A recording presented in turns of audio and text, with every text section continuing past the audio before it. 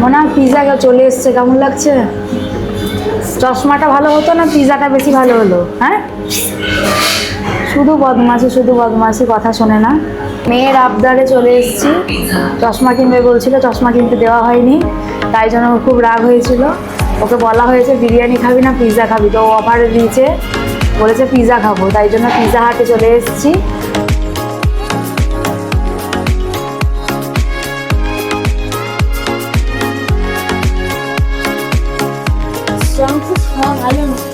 চা খাও, ভালো তো।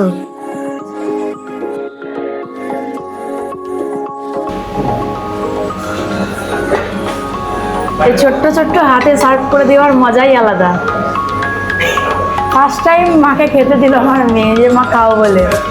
আমি তো থালা বাড়িতে বেড়ে দিই ভাত।